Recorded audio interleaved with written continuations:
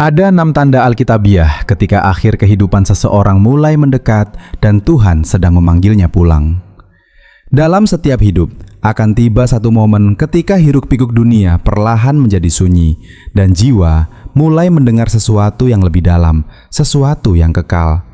Itu bukan suara ketakutan atau hayalan, melainkan bisikan lembut dari Roh Tuhan yang mengajak hati untuk lebih peka. Bayangkan, kita sedang duduk berhadapan. Pesan ini bukan untuk menakut-nakuti, tetapi untuk membangunkan sesuatu yang kudus di dalam diri. Hidup terasa panjang sampai suatu hari kita menyadari betapa cepatnya waktu berlalu. Hari-hari berganti, musim berubah, dan tanpa kita sadari, sebagian besar perjalanan hidup sudah ada di belakang kita. Alkitab mengingatkan bahwa hidup manusia seperti uap yang sebentar saja kelihatan lalu lenyap. Di dalam hati terdalam, kita tahu itu benar. Ada tarikan halus dalam jiwa yang mengingatkan bahwa kita tidak diciptakan untuk tinggal selamanya di dunia ini. Ketika akhir hidup mulai mendekat, Tuhan sering memberi tanda, bukan untuk menakutkan, melainkan untuk mempersiapkan jiwa, menolong kita melepaskan apa yang terlalu lama kita genggam, menyadarkan kita akan hal-hal yang sungguh berarti, dan mengingatkan bahwa kekekalan tidaklah jauh. Sebagian tanda datang dengan lembut, sebagian lagi terasa mengejutkan, tetapi semuanya adalah cara Tuhan memperlambat langkah kita agar kita dapat mendengar suaranya dengan jelas. Saat kita merenungkan hal ini, biarlah hati tetap terbuka, biarlah Roh Kudus berbicara di tempat-tempat tersembunyi dalam jiwa. Jika ada sesuatu yang mulai bergerak di dalam hati, jangan diabaikan. Bisa jadi itu adalah Tuhan yang sedang menjangkau, membimbing, mengasihi, memperingatkan, dan menarik kita lebih dekat kepadanya daripada sebelumnya. Tanda pertama adalah kebangkitan jiwa secara tiba-tiba. Ada musim dalam hidup ketika roh kita seakan terbangun mendadak, tanpa peringatan, seolah-olah selubung tersingkap dan hal-hal yang dulu begitu penting mulai kehilangan daya tariknya. Kita memandang hidup, kebiasaan, rutinitas, dan menyadari betapa rapuhnya semuanya. Pengkhotbah berkata bahwa Tuhan menaruh kekekalan dalam hati manusia. Ketika waktu di bumi mulai menyingkat, kesadaran akan kekekalan itu menjadi semakin jelas dan tak dapat diabaikan. Kebangkitan ini bukan lahir dari rasa takut, melainkan dari karya Roh Kudus. Ia mengguncang jiwa dengan lembut, mengingatkan bahwa dunia ini sementara, tetapi roh kita kekal. Dosa terasa lebih berat dari sebelumnya. Keinginan untuk menerima dan memberi pengampunan menjadi mendesak. Kita terdorong untuk melepaskan dendam, kepahitan, dan luka lama, karena semuanya terasa terlalu berat untuk dibawa terus. Banyak orang menggambarkan momen ini sebagai kejernihan yang tiba-tiba. Hal-hal yang dulu dikejar seperti uang, kebanggaan, status, atau rutinitas tak lagi memberi kepuasan. Seolah Tuhan sedang melepaskan hati kita dari gangguan dunia agar Ia bisa memegangnya kembali dengan penuh kasih. Pada awalnya, kebangkitan ini bisa terasa membingungkan. Namun sebenarnya itu adalah tanda belas kasihan Tuhan. Kita mulai tertarik pada doa, pada kitab suci, pada ketenangan daripada kebisingan. Kita mengajukan pertanyaan-pertanyaan yang lebih dalam tentang hidup dan tentang surga. Bukan dengan ketakutan, tetapi dengan rasa akrab. Seolah-olah surga adalah rumah yang sudah lama dikenal. Perubahan ini bukan kebetulan. Dalam Alkitab, kita melihat bahwa sebelum Tuhan memanggil seseorang pulang, Ia sering mempersiapkan hatinya terlebih dahulu. Ia melembutkan, menarik, dan mengalihkan pandangan dari dunia yang fana menuju kerajaan yang kekal. Jika kebangkitan ini sedang terjadi di dalam diri, jangan ditekan. Bisa jadi itu adalah bisikan Tuhan yang berkata, "Mendekatlah kepadaku." Semakin dekat kita kepadanya, semakin kecil rasa takut terhadap kematian. Karena kita mengenal pribadi yang akan menyambut di seberang sana. Tanda kedua adalah ketenangan batin yang mendalam sebelum perubahan besar. Ada ketenangan yang bukan berasal dari kesunyian semata, melainkan dari surga. Sebuah damai yang turun ke dalam jiwa seperti selimut lembut. Meski keadaan di sekitar terasa kacau, hati justru merasakan damai yang tidak selalu masuk akal. Pikiran mungkin belum mengerti, tetapi hati mengenalinya. Dalam kitab suci, sebelum Tuhan mengubah arah hidup seseorang atau memanggilnya pulang, Ia sering menenangkan rohnya terlebih dahulu. Damai ini bukan kebetulan, melainkan tanda bahwa jiwa sedang dipersiapkan. Kita mungkin mulai menjauh dari drama, dari perdebatan yang tidak perlu, dari keinginan untuk membuktikan diri. Hal-hal yang dulu mengganggu, kini terasa tidak terlalu penting. Kita mulai menghargai pagi yang tenang, doa yang sederhana, dan saat-saat perenungan lebih dari apapun.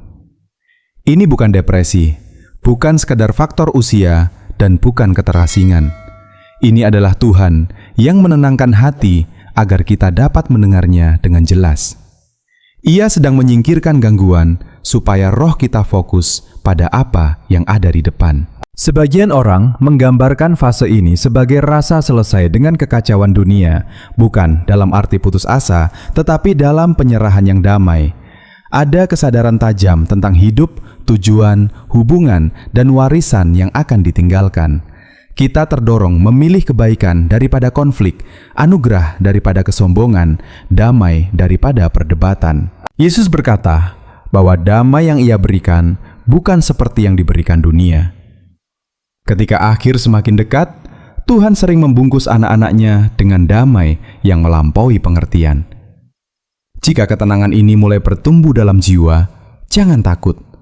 Bisa jadi Tuhan sedang mengundang kepada keintiman yang lebih dalam dengannya, dan keintiman itu seringkali menjadi persiapan terakhir menuju kehidupan kekal yang mulia. Tanda ketiga adalah kepekaan rohani yang tidak biasa terhadap surga. Ada masa ketika hadirat Tuhan terasa jauh lebih dekat daripada sebelumnya. Sulit dijelaskan dengan kata-kata, tetapi di dalam diri muncul kesadaran yang sangat tajam akan kehadirannya. Roh menjadi lebih lembut, lebih peka, lebih siap menanggapi hal-hal yang berkaitan dengan kekekalan. Ini bukan ilusi, ini adalah karya Roh Kudus yang membangkitkan batin manusia. Kepekaan ini kadang muncul melalui mimpi-mimpi yang terasa sangat jelas dan penuh makna rohani. Bukan sekadar bunga tidur, tetapi seperti pesan yang menyentuh hati terdalam. Di waktu lain, kepekaan itu terlihat ketika ayat-ayat kitab suci yang sudah sering dibaca tiba-tiba terasa hidup dan berbicara secara pribadi. Satu ayat yang dahulu terasa biasa, kini menusuk hati dengan kuasa dan tujuan. Seolah-olah Tuhan berbicara langsung, mengajar, menegur, sekaligus menghibur. Keinsafan terhadap dosa pun menjadi lebih tajam. Hal-hal yang dulu dianggap kecil, kini terasa penting untuk dibereskan. Hati terdorong untuk bertobat dengan sungguh-sungguh, bukan karena rasa bersalah yang menghancurkan, melainkan karena kerinduan untuk berdiri bersih di hadapan Tuhan. Ini bukan tekanan yang menakutkan, tetapi sentuhan kasih yang memurnikan. Tuhan sedang menolong jiwa melepaskan beban agar tidak ada yang menghalangi persekutuan dengannya. Banyak orang yang mendekati akhir perjalanan hidupnya bersaksi bahwa mereka merasakan penghiburan ilahi yang mendalam. Mereka merasa dilindungi, dijaga, dan ditemani, terutama di saat-saat sunyi. Ada rasa aman yang sulit dijelaskan, seakan-akan surga sedang mendekat dan menyelimuti mereka dengan damai. Bukan pengalaman yang menakutkan, melainkan yang menenangkan. Kepekaan rohani ini juga mengubah cara pandang terhadap sesama. Kita mulai melihat jiwa bukan sekadar kesalahan. Kita melihat hati bukan hanya kelemahan. Kasih menjadi lebih lembut, perkataan menjadi lebih bijaksana, pengampunan diberikan lebih cepat. Ada dorongan untuk bersyukur atas hal-hal sederhana, untuk menikmati keindahan kecil dalam hidup, dan untuk menghargai setiap momen tenang sebagai anugerah. Seolah-olah surga sedang menyetel hati pada frekuensi rumah sejati. Ketika roh menjadi begitu peka, itu seringkali karena Tuhan sedang menarik lebih dekat kepada dirinya. Ia menyingkirkan penghalang, mengangkat pandangan, dan mempersiapkan jiwa untuk perjalanan besar yang ada di depan. Kepekaan ini bukan tanda untuk takut, melainkan tanda bahwa sang raja sedang menjaga jiwa dengan kelembutan yang luar biasa. Tanda keempat adalah terjadinya pemisahan yang perlahan dari orang, kebiasaan, atau tempat tertentu. Ini seringkali disalahpahami. Pemisahan ini bukan berarti tidak lagi mengasihi, bukan penolakan, dan bukan kesepian. Ini adalah proses ilahi di mana Tuhan dengan lembut menarik hati menjauh dari keterikatan dunia agar Ia dapat berbicara lebih jelas dan mempersiapkan jiwa untuk tahap berikutnya. Seseorang mungkin mulai kehilangan minat pada lingkungan yang dulu terasa menyenangkan. Percakapan yang sebelumnya memberi semangat kini terasa melelahkan. Kegiatan yang dulu memenuhi jadwal tiba-tiba tampak hampa. Roh mulai tertarik pada hal-hal yang memiliki nilai kekal. Kedamaian, kasih, kebenaran, keluarga, dan terutama hubungan dengan Tuhan. Pemisahan ini juga dapat terjadi dalam relasi. Bukan karena kasih berkurang, tetapi karena jiwa merasakan perubahan yang belum sepenuhnya dapat dijelaskan oleh pikiran. Ada dorongan untuk melepaskan kepahitan, mengucapkan kata-kata yang lebih lembut, dan menghargai orang lain tanpa menuntut terlalu banyak. Konflik yang dulu mudah dimasuki, kini justru dihindari dengan bijaksana. Kadang pemisahan ini disertai perubahan fisik atau emosional. Tempat-tempat tertentu terasa asing. Kebiasaan lama tidak lagi cocok dengan siapa diri kita sekarang. Ada tarikan menuju kesendirian yang sehat, menuju doa yang lebih dalam, dan refleksi yang jujur. Ini bukan pengasingan diri, melainkan persiapan. Dalam Alkitab, beberapa hamba Tuhan mengalami pola yang serupa. Mereka menata hati, memberkati keluarga, dan memusatkan perhatian pada Tuhan menjelang akhir hidup mereka. Dalam setiap kisah itu, Tuhan sedang mengarahkan kembali fokus mereka kepada kekekalan. Pemisahan ini adalah wujud belas kasih. Tuhan sedang melonggarkan ikatan duniawi agar roh tidak terlalu melekat pada apa yang tidak dapat dibawa ke dalam kekekalan. Jika Anda merasakan tarikan lembut untuk menjauh dari kebisingan dan lebih mendekat kepada Tuhan, jangan salah mengerti. Bisa jadi itu adalah undangan untuk hidup dalam kemurnian yang lebih dalam, tujuan yang lebih jelas, dan keintiman yang lebih erat dengannya. Tuhan mempersiapkan anak-anaknya dengan penuh kasih, dan kadang persiapan itu berarti melepaskan gangguan agar ia menjadi pusat dalam bab terakhir kehidupan. Tanda kelima adalah kerinduan yang kuat untuk membereskan segala sesuatu. Ketika akhir kehidupan mulai mendekat, entah beberapa bulan atau bahkan beberapa tahun sebelumnya, banyak orang merasakan dorongan yang tiba-tiba dan mendalam untuk menyelesaikan hal-hal yang belum tuntas. Ini bukan semata-mata rasa bersalah atau ketakutan. Ini adalah pekerjaan Roh Kudus di dalam hati yang menggerakkan seseorang untuk menata hidupnya sebelum memasuki kekekalan. Dorongan ini sering datang seperti bisikan lembut, seolah ada suara di dalam yang berkata, "Bereskanlah rumahmu." Mungkin muncul keinginan untuk menghubungi seseorang yang sudah lama tidak ditemui. Mungkin ada kebutuhan untuk meminta maaf atas kesalahan di masa lalu, atau untuk mengampuni orang yang pernah melukai.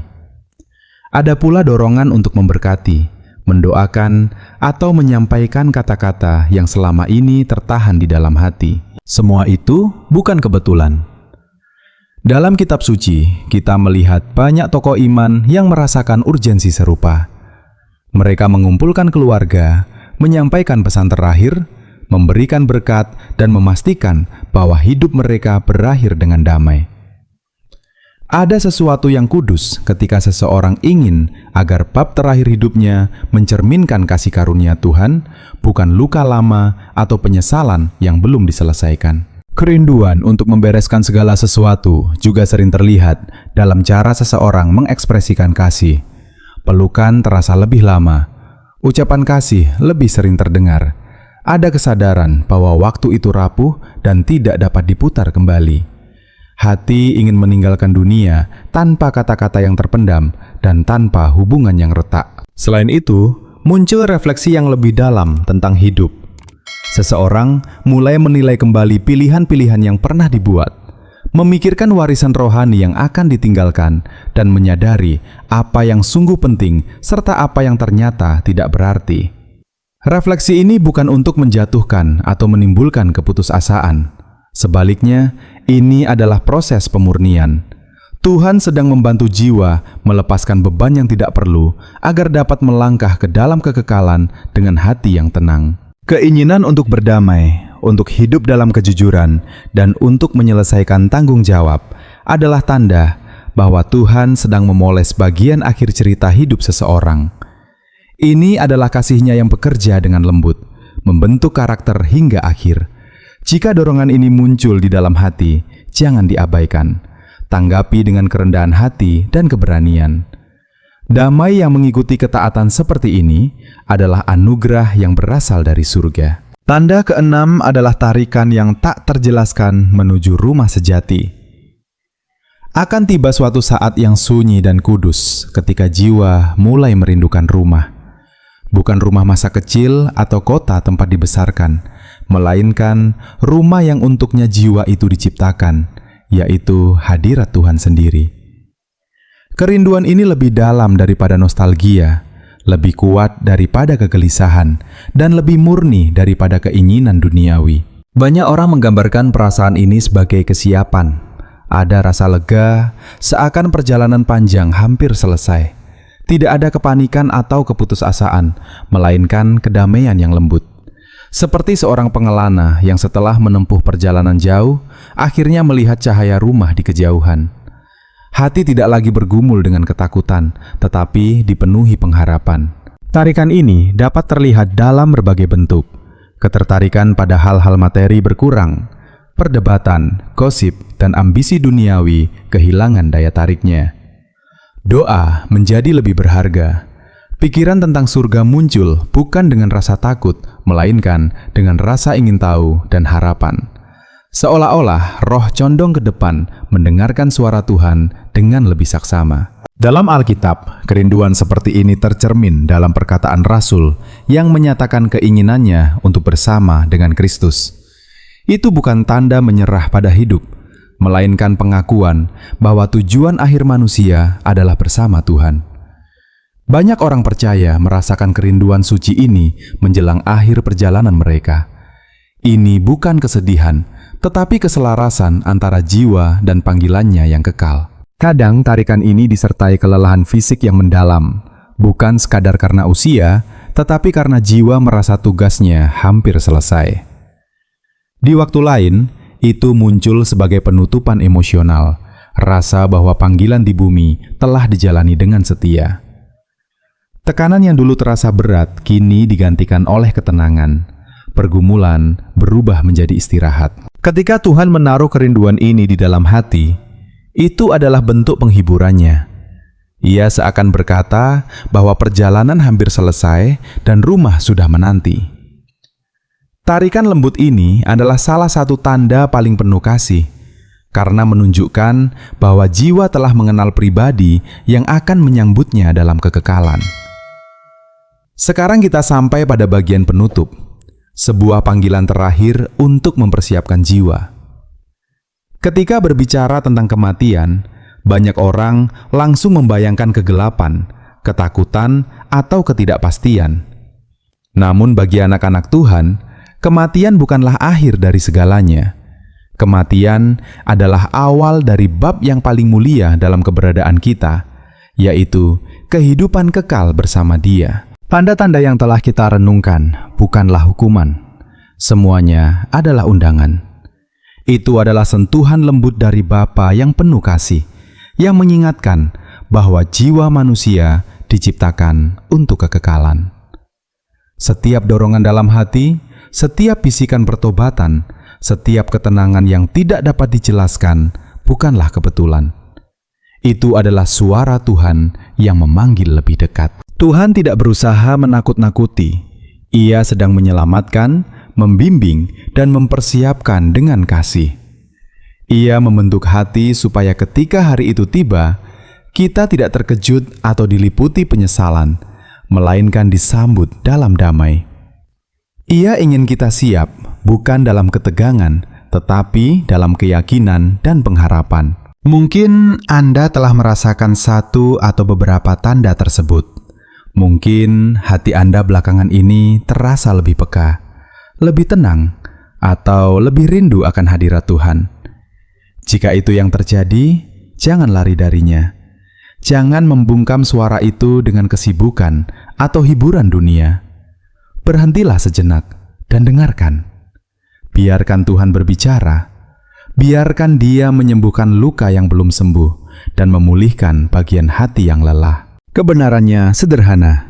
Tidak seorang pun tahu hari atau jam terakhirnya. Namun kita semua tahu bahwa waktu itu rapuh. Tragedi terbesar bukanlah kematian itu sendiri, melainkan menghadapi kekekalan tanpa kesiapan. Karena itu, hari ini adalah kesempatan untuk hidup dengan hati yang berjaga, dengan iman yang teguh, dan dengan kasih yang nyata. Yesus telah memberikan hidupnya supaya setiap orang yang percaya kepadanya dapat menghadapi kekekalan dengan keyakinan, bukan ketakutan, dengan pengharapan, bukan kecemasan, dengan sukacita, bukan penyesalan. Maka, pilihlah untuk hidup dalam kesiapan. Pilihlah untuk berjalan lebih dekat dengan Tuhan setiap hari. Cepatlah bertobat ketika Roh Kudus menegur. Kasihilah dengan sungguh-sungguh. Ampunilah dengan tulus. Dan peganglah Tuhan erat-erat. Biarlah hati tetap lembut dan roh tetap terjaga. Biarlah hidup menjadi kesaksian bahwa ketika Tuhan memanggil pulang, Ia akan mendapati kita setia, rela, dan siap. Cerita hidup Anda tidak berhenti pada napas terakhir. Itu hanyalah langkah masuk ke dalam pelukan Dia yang telah mengasihi sejak semula.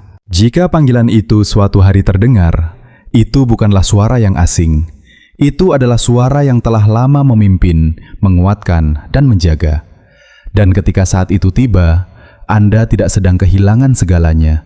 Anda sedang pulang ke rumah yang sejati, ke dalam terang kasih yang kekal. Selain keenam tanda yang telah dibahas, ada satu dimensi penting yang seringkali menyertai masa-masa menjelang akhir kehidupan, yaitu munculnya kesadaran yang lebih tajam tentang makna penderitaan dan anugerah. Seseorang mulai melihat perjalanan hidupnya dengan sudut pandang yang berbeda. Peristiwa yang dahulu dianggap sebagai kegagalan atau luka, perlahan dipahami sebagai bagian dari rencana Tuhan yang membentuk karakter dan iman. Pada tahap ini, hati menjadi lebih reflektif. Kenangan masa lalu tidak lagi memicu kemarahan atau penyesalan yang dalam, tetapi menghadirkan pemahaman. Ada pengakuan bahwa dalam setiap musim, Tuhan tetap setia. Bahkan dalam masa tersulit, ada pemeliharaan yang mungkin dulu tidak disadari. Kesadaran ini membawa rasa syukur yang tenang. Seseorang mungkin mulai lebih sering menceritakan pengalaman hidupnya kepada anak, cucu, atau orang terdekat. Bukan untuk membanggakan diri, tetapi untuk meninggalkan pelajaran iman.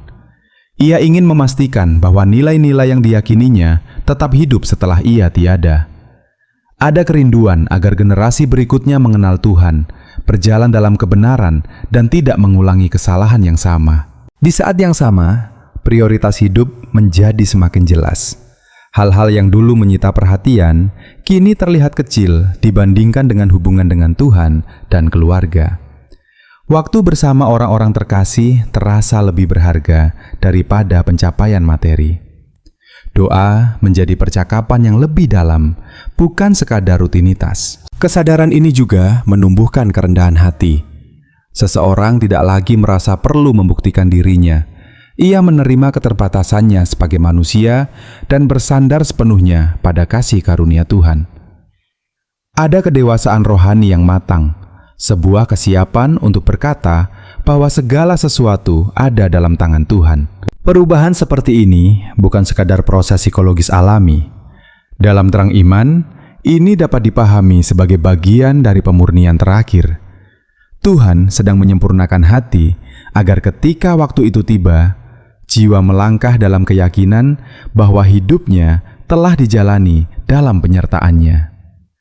Damai yang lahir dari kesadaran ini bukanlah hasil usaha manusia, tetapi buah dari hubungan yang telah terjalin dengan Tuhan sepanjang hidup. Menjelang akhir perjalanan, banyak orang juga mengalami penguatan iman yang sederhana namun mendalam. Doa menjadi lebih singkat tetapi lebih tulus. Kata-kata mungkin tidak banyak, tetapi kepercayaan penuh kepada Tuhan semakin nyata.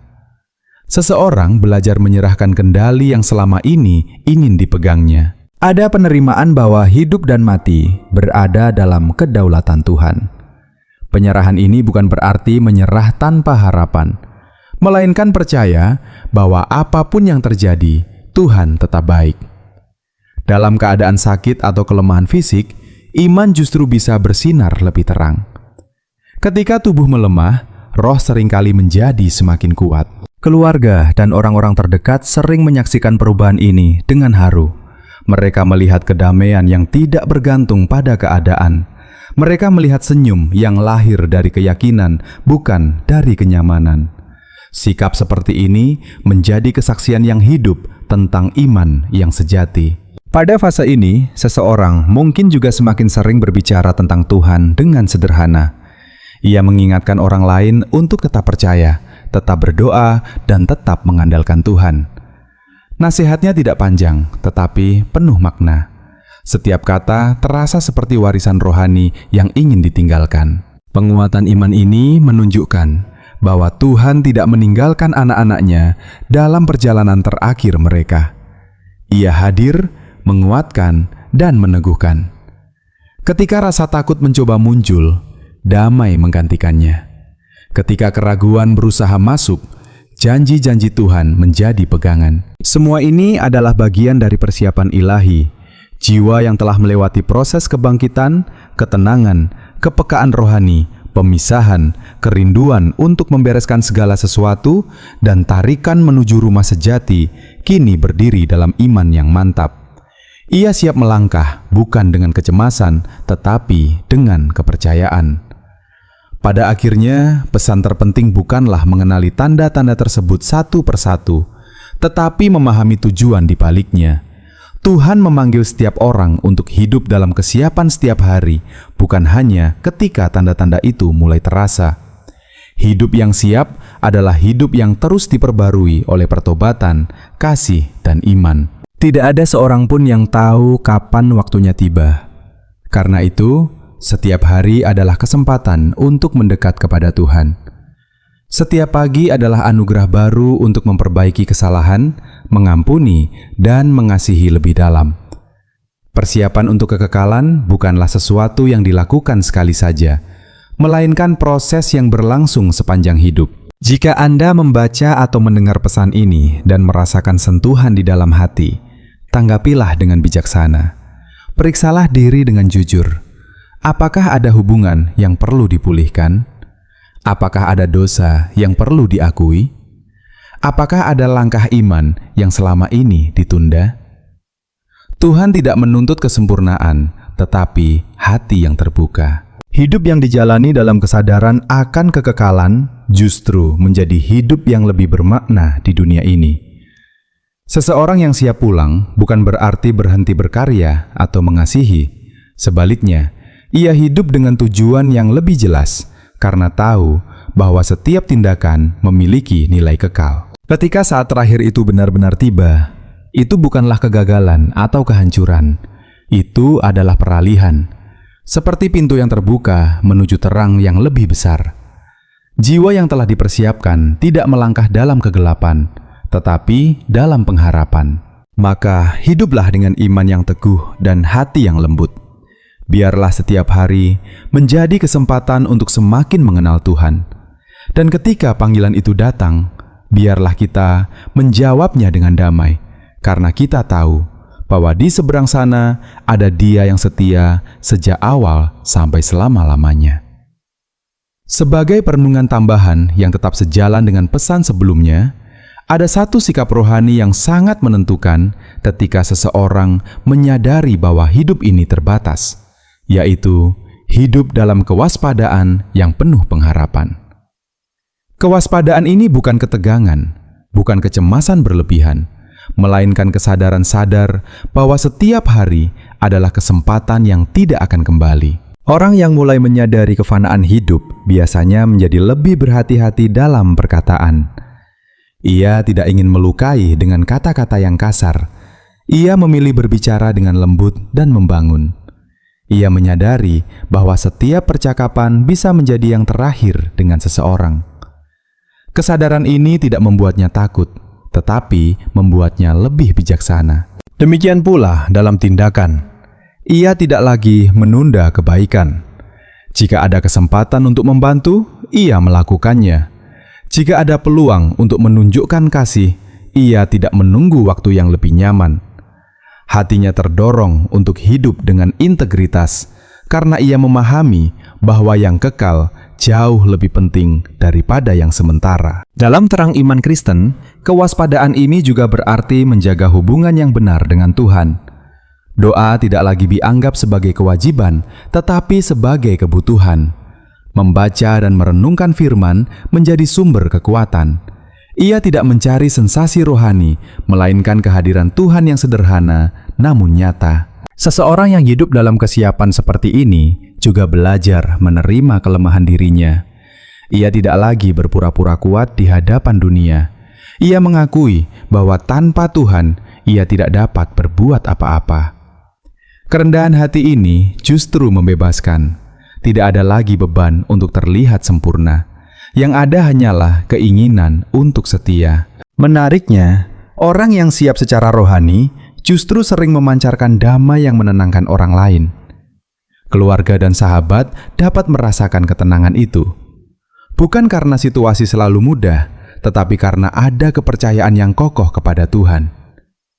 Iman yang matang memberi stabilitas, bahkan ketika tubuh melemah atau keadaan tidak pasti. Kesiapan ini juga mengubah cara memandang masa depan. Masa depan tidak lagi dilihat sebagai ancaman, tetapi sebagai bagian dari rencana Tuhan.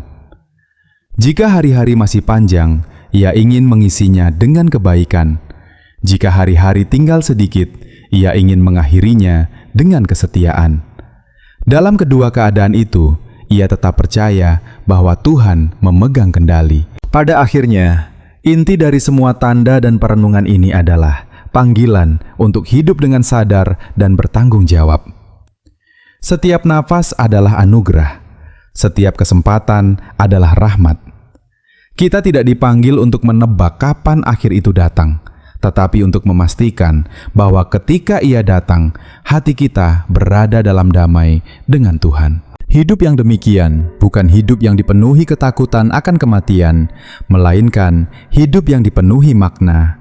Karena ketika seseorang tahu bahwa ia diciptakan untuk kekekalan, ia tidak akan menyia-nyiakan waktu dalam kesia-siaan. Ia akan memilih kasih daripada kebencian, pengampunan daripada dendam, dan iman daripada keraguan. Jika hari ini Anda masih diberi waktu, gunakanlah dengan bijaksana.